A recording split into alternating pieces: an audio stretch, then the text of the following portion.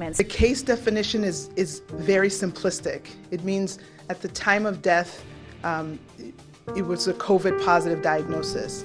So that means that if you were in hospice and had already been given, a few weeks to live, and then you also were found to have COVID, that would be counted as a COVID death. It means that even if you died of a clear alternate cause, but you had COVID at the same time, it's still listed as a COVID death. So everyone who's listed as a COVID death doesn't mean that that was the cause of the death, but they had COVID at the time of death. I hope that's helpful.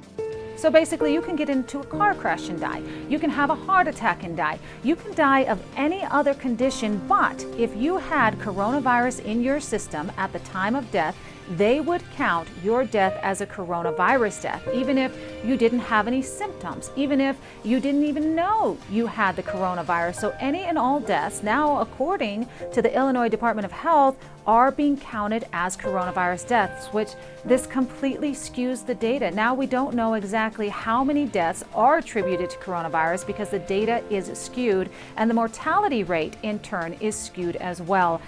This actually was said in no uncertain terms by the director of the Department of Health in Illinois. So we know now for sure how these coronavirus deaths are being calculated. Mayor Carolyn Goodwin has come out and is being brutally attacked for saying she has a desire to reopen Sin City so people can get back to work and feed their families. The mayor held her own today in an interview on a far-left outlet, saying that this isn't communist China. We need to lift the restrictions and people need to get back to work. The mayor also said that viruses have been around for hundreds of years.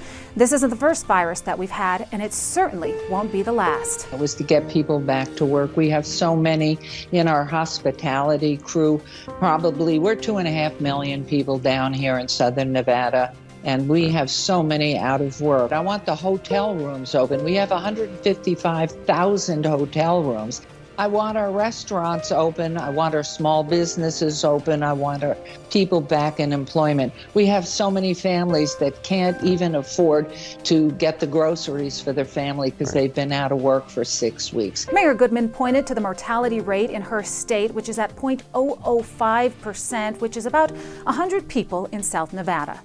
Every one of those lives is a tragic loss. But when you count 150 versus 2.3 million, you have to say, we have to open up, we have to go back. So we have seen how some governors are going to extreme measures when enforcing their shelter-in-place orders, their shutdown orders. In Michigan, for example, Governor Whitmer has said that people cannot buy fruit and vegetable seeds, they can't even buy paint. And now we're seeing the same type of thing happen in California as politicians are filling up skate parks with sand.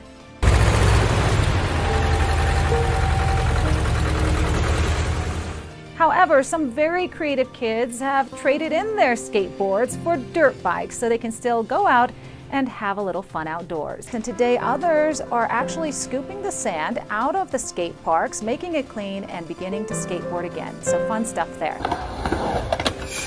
Thanks for watching Primetime. I'm Christina Awayo.